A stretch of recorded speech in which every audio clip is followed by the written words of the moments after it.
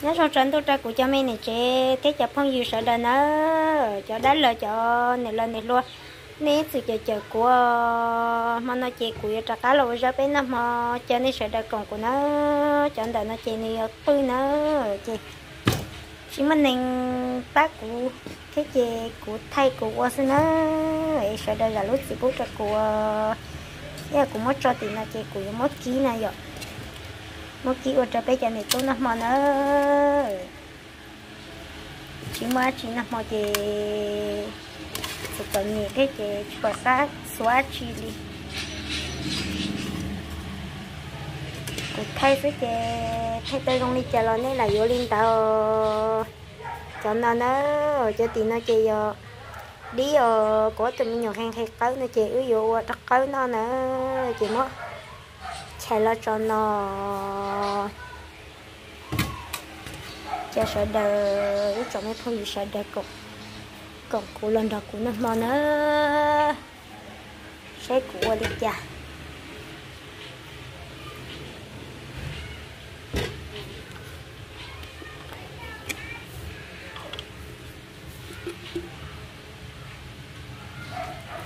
cái kia chỉ mới rớt nó đi chè là ô linh nó là nó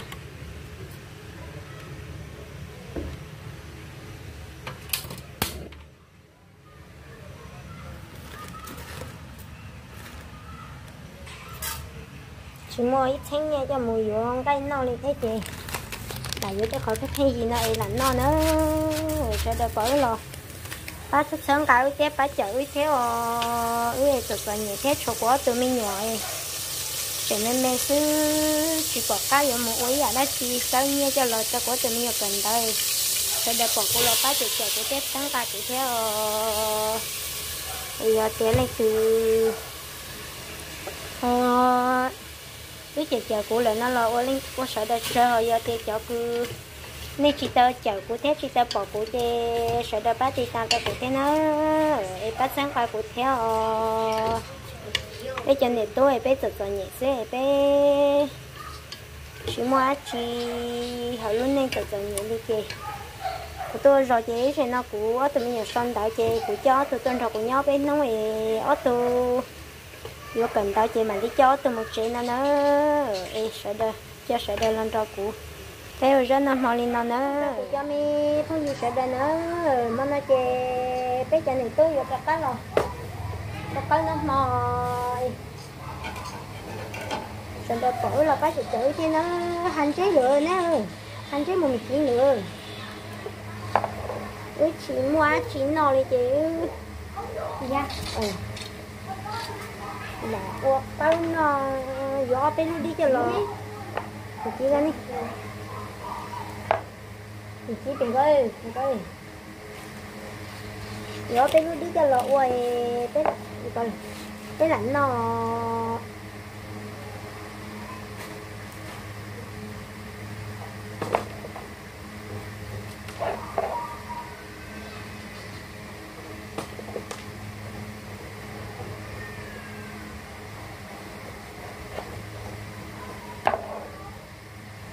cho này chị cứ tin đi cha thế cho lần lần này luôn đôi chị đâu sợ đờ này từ chờ quê sợ đờ bỏ cụ là bắt sáng ca cụ thế chờ thế nó thế này trời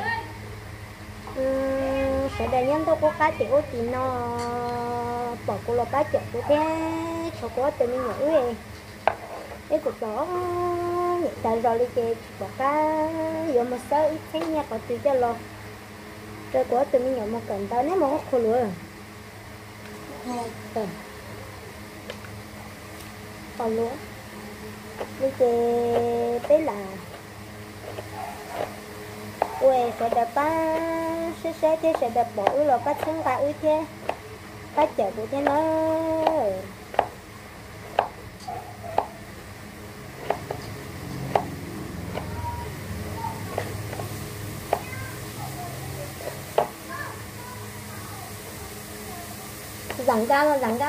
giảm lúc này đó gì mới quất được ra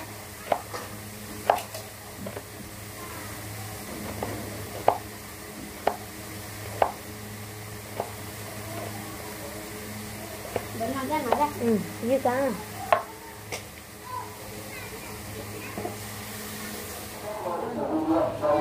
Lần đầu bé năm hòn đó. Luôn đấy.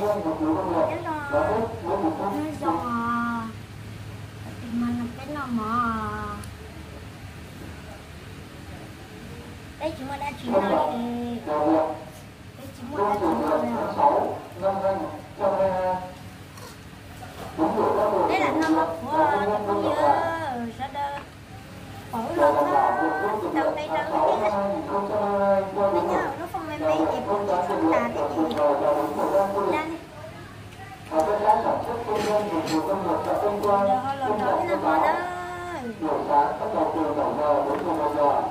Buổi chiều từ 14 giờ đến 16 giờ 30 phút. Ngày 21 tháng 6 năm 2022 tại nhà văn hóa Độc Đà. Mình nói Ban cái gì sản xuất kinh doanh dịch vụ nông nghiệp xã Tân Quang tiến hành trồng tổ ươm điện của các hộ sử dụng điện trên địa bàn của Độc Đà. Và cái giá sản xuất kinh doanh dịch vụ nông nghiệp xã Tân Quang trân trọng thông báo của các hộ sử dụng điện của nhân dân nước. Thay mặt và cái giá sản xuất kinh doanh dịch vụ nông nghiệp xã Tân Quang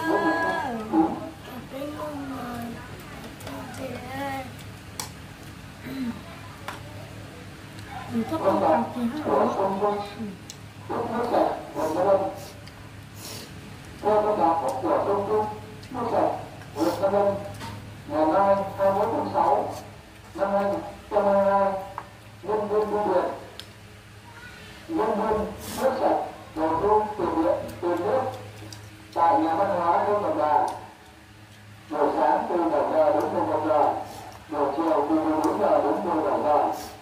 Đầu tiên, thông báo để nhân dân trong thôn và các hộ sử dụng nước. Bé là vô tí rồi chị bé mơ hồ lên nó chị bé qua bé làm đó. Má chỉ nói bé là của nó mơ. Huyện Tân Lâm, ngày mai 21 tháng 6 năm 2022, nhân viên nước sạch đầu thu tiền nước tại nhà hoa thôn. Buổi sáng từ 7 giờ đến 11 giờ. Quá tụi mình nhớ tôi đồng cho bé nó sẽ để tôi chơi gần nữa sẽ tôi ra cắm gần nữa là tôi đã bắt tôi chụp của cha bắt các bạn của nó. Và các hộ sử dụng nước. Hay mà nó là của hai mươi tiền.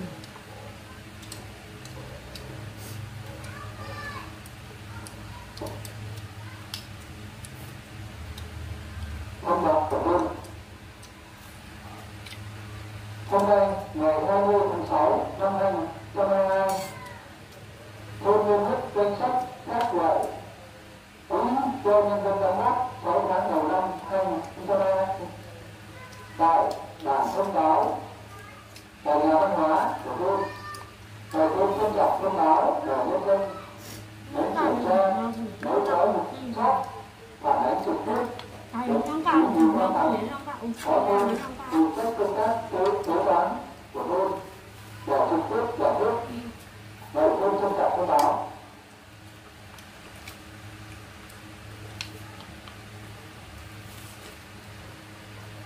Thông báo hôm nay ngày 20 tháng 6 năm 2022, thôn niêm yết danh sách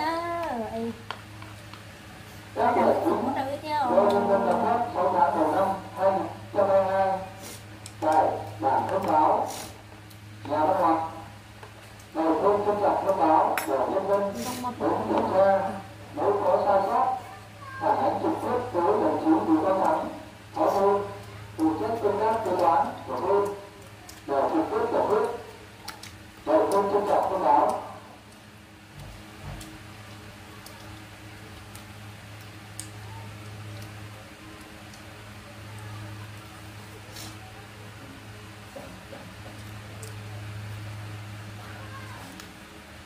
Thông báo hoạt động nghề. Theo kế hoạch hoạt động nghề của đoàn cơ sở xã Tân Quang, trong tổ chức luyện tập và tham gia kế hoạch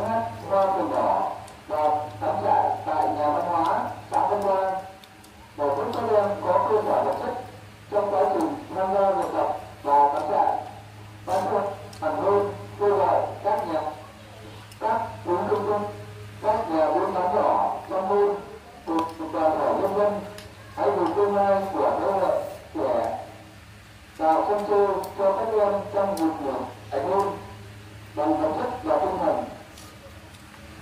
Mỗi người gia đình ủng hộ 50.000 đồng một các công dân vừa và nhỏ đóng trên địa bàn thôn từ 1 triệu đồng trở lên. Các hộ buôn bán nhỏ Bé tôi nhớ là nó ủng hộ 100 trở lên.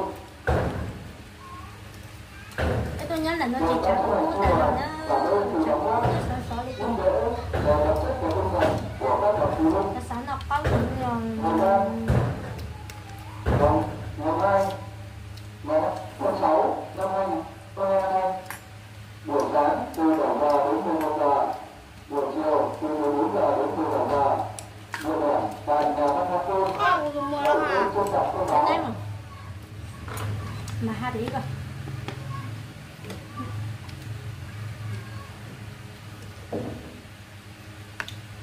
Thông báo của thôn. Theo thôn, hoạt động của đoàn cơ sở xã Tân Hoa thôn tổ chức luyện tập và tham gia tiếng hát hoa tuồng đỏ và cắm trại tại nhà văn hóa xã Tân Hoa để giúp các em có cơ sở vật chất